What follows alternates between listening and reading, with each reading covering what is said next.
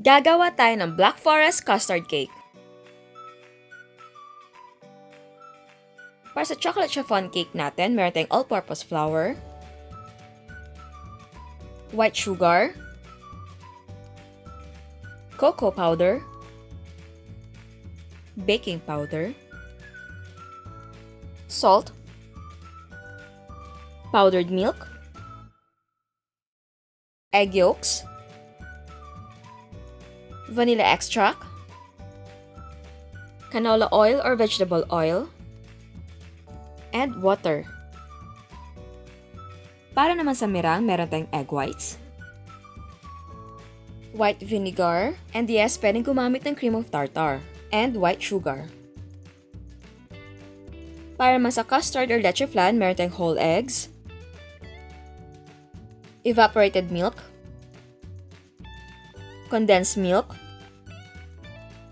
and vanilla extract. At kailangan natin ng extra white sugar para sa caramelized sugar. Para sa frosting, meron tayong whipped cream powder, and yes, pwedeng gumamit ng liquid whipping cream. At very cold water. Para naman sa toppings, meron tayong chocolate bar, and cherries. So, ang unang gagawin natin, mag-melt tayo ng 1½ tablespoon ng white sugar sa ating mga llanera.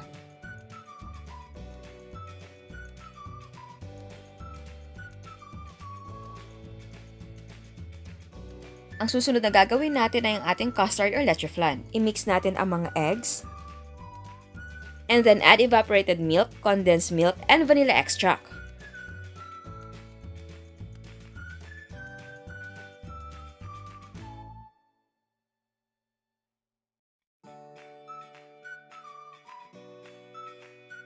I-strain natin ang mixture 3 to 4 times.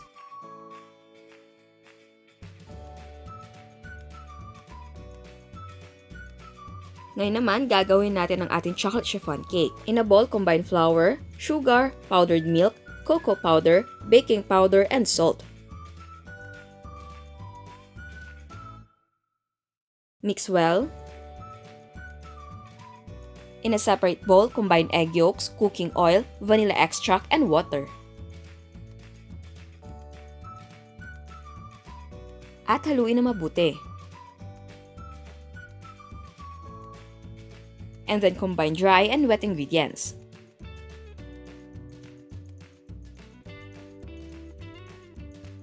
Ngayon naman, gawin natin ang meringue. I-beat natin ang egg whites until maging foamy. Kapag foamy na, add white vinegar and beat until soft peaks form.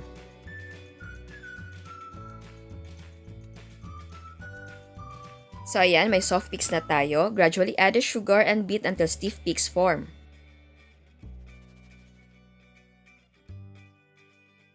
Ayan, may stiff peaks na tayo. Pwede na tayo mag-fold sa ating cake batter. Para malusen or lumambot yung ating cake batter, pwede maglagay ng big scoop ng ating meringue and mix it. Now, gradually add meringue at i-fold natin sa ating cake batter. Pwedeng gawing 3 addition ang paglagay ng meringue.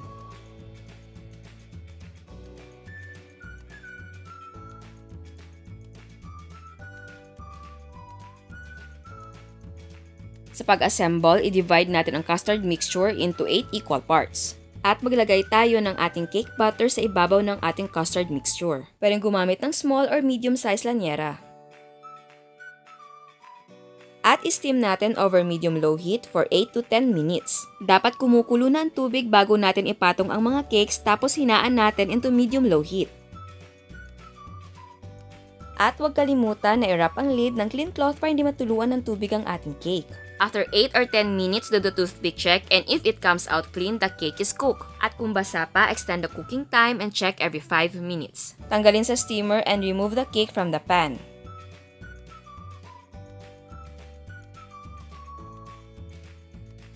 I-set aside na muna natin at gawin natin ang ating frosting. In a bowl, combine whipped cream powder and cold water. Optional lang, pwede maglagay ng vanilla extract. I-whip natin on high speed until maging cream at mag-double ang kanyang size.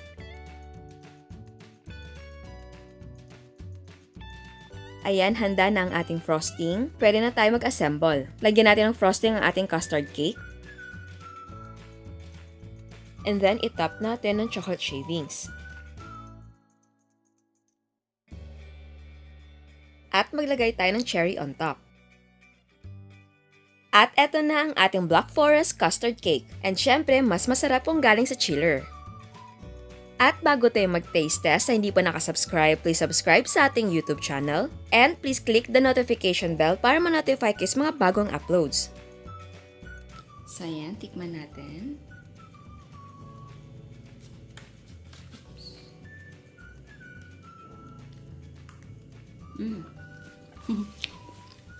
Yum. Ang sarap. Sarap ah. May nag-request kasi na kung pwede daw ibang flavor ng custard cake. So sabi ko, why not a combination of chocolate chiffon cake and then custard. Tapos para mas maiba, gawin nating Black Forest na custard cake. So ayan, nag-whip tayo ng cream and then naglagay tayo ng chocolate and then cherry. Black Forest Custard Cake na siya. Pero in fairness ang sarap ng combination niya. Kasi ang sarap din ng cream. Tapos ang custard, alam mo na. Ang sarap talaga ng Leche Flan, ano? Yum. Sarap niya.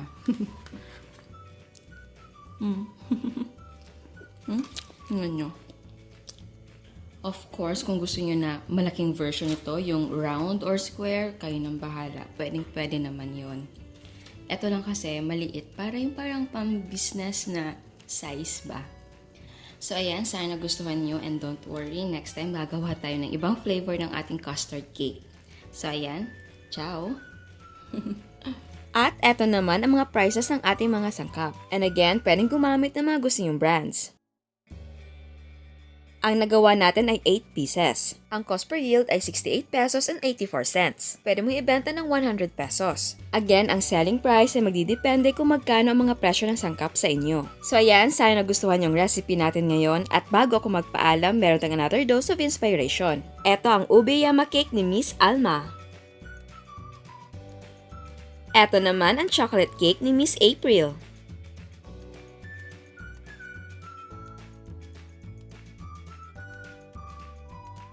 At meron siyang Yama Cupcakes. Ito naman ang chocolate cakes ni Miss Katrina.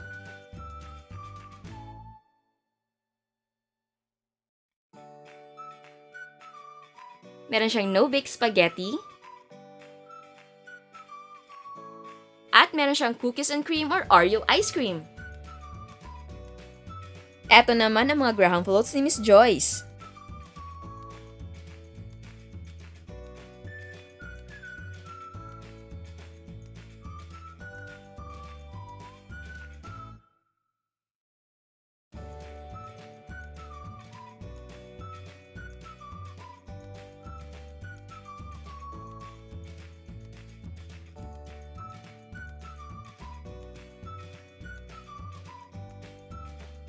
Pastillas by Miss Kit.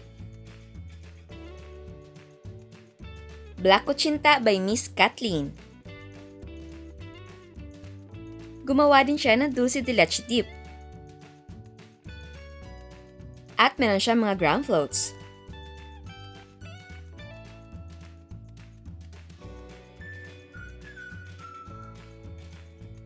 Ito naman ang flavored dulce de leche ni Miss Lovely.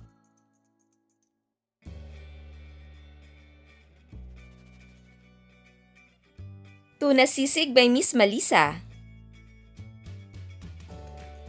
At meron siyang jelly flan.